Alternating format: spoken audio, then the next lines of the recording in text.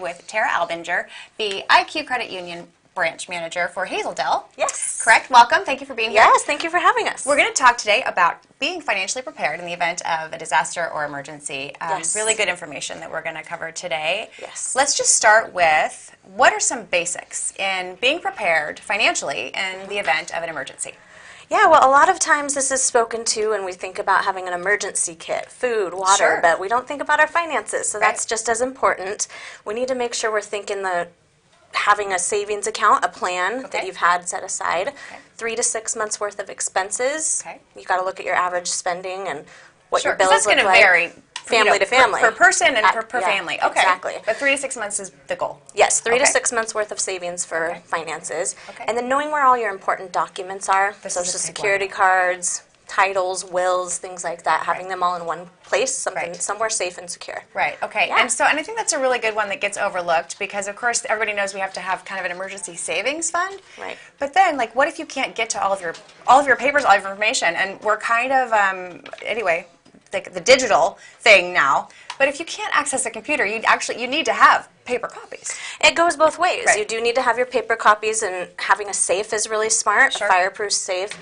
Even at a lot of financial institutions, we offer safe deposit boxes Okay. that you can keep your things safe. Sure. And then also knowing that your documents could be uploaded to the cloud somewhere. You don't know where you're going to be when a natural disaster happens. So if Absolutely. you're not home, you can't gather those Yeah. documents. Yeah. But making sure they're in a place where you know where they all are. Okay, good point. Okay, so having a plan, having an emergency savings fund, and knowing where all of your important documents are. Yep. That's where we're 3 step. starting. Okay, Yes. good. So then let's talk about the emergency fund. So you said 3 to 6 months, kind of maybe you would look at your previous 3 to 6 months, right? As a way to gauge how much you might need to save in total. But how do you even get started with that if that feels overwhelming to you, even if you're like if you're living paycheck to paycheck?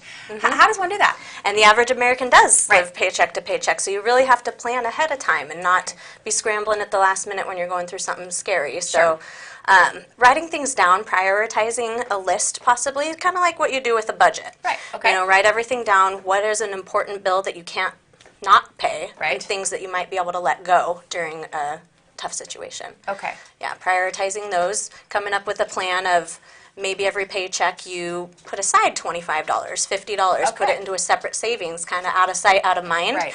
And Or like a percentage of your paycheck, or just kind of Yes. just something, right, to get you started. yes, once Okay. you get that number of what makes sense, what do I need for a month's worth of expenses? Okay. Times that by 3, start there, and then kind of break it down. Okay. Yeah. And I think just with anything else that is, financial advice, that kind of thing, could you go into an iQCreditUnion and kind of sit down and talk to somebody about how do I save for this? Absolutely. And set up a separate account for that? I mean, Absolutely. is that a That's good what idea? we love to do. Okay. That's what we pride in ourselves in doing, is helping people feel financially safe and Right. sound and peace of mind for something like this. Right. So we have member service officers and advisors that you can sit down and look at a budget, make a plan for yourself, Okay. look over your whole financial situation, and go from Okay, there. that's really good. I mean, Yeah. we plan for retirement and for our kids' college education, or a different kind of emergency fund, like maybe Yeah. health emergency or whatever. But in the event of a natural disaster or an emergency where you really can't access a bank, maybe, right? Right. This is important to do. Okay, so on that note,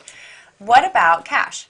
I know I never have cash in my wallet. Right. And I might have some change in my car, so I don't. Yes. But we do need to have some cash safe. Yeah. In an event like this. So what's the right amount, and where do you save it, and where do you put it, and all Right. that? So cash, again, that's something that should be a good backup plan. Okay. You should only have enough cash to last you 2 to 3 days after a disaster. Okay. Because it's not as secure. Your financial institution is federally insured. Your money there is safe. You don't want to have a bunch of cash stashed under your mattress that might be destroyed in a disaster. Sure. So Okay. a couple days worth of expenses. Oh, and that doesn't sound as overwhelming, too. I Right. think that's really good. So you have the emergency savings fund, but just Yeah. cash enough for the first couple days. You never know. ATMs could be down, power could Sure. be down, so making Or sure you have can't a maybe plan. get to your debit card if it's at Exactly. home and you're, wherever you are. Okay. Exactly. Okay, good to know.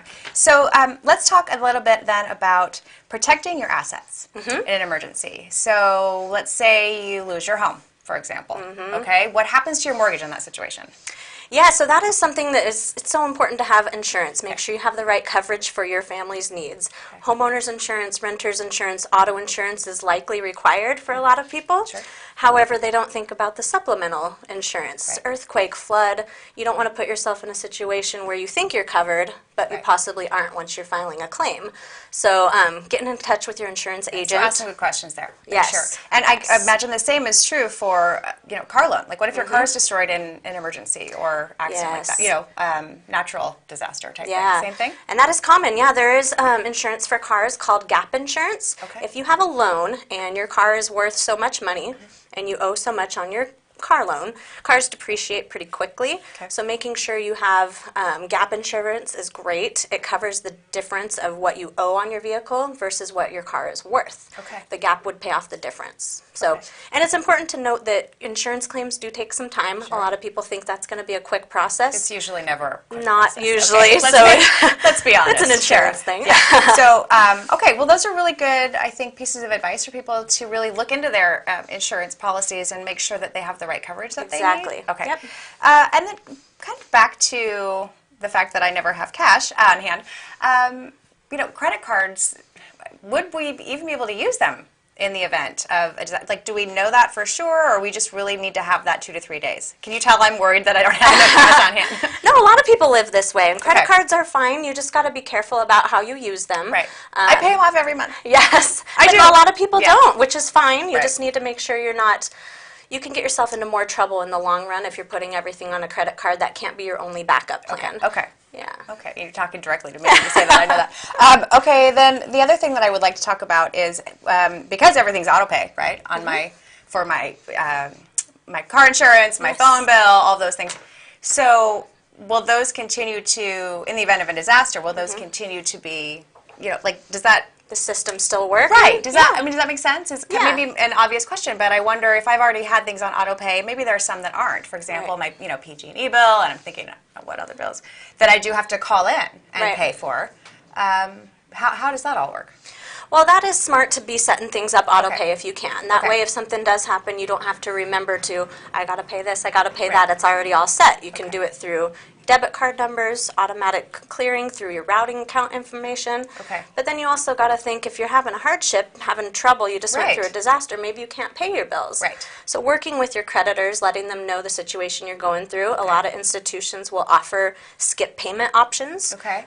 to help you during a hardship. IQ offers a great skip payment program. Okay. So, yeah. Oh, I didn't know that. Yeah. That's really helpful. Yeah, lots of places do. So making Okay. sure you're To looking have into kind of that. like a little window of grace. It's yeah, really nice. the peace of mind to have that skip. Yeah, really nice. Okay, that's another good thing to ask. Yeah.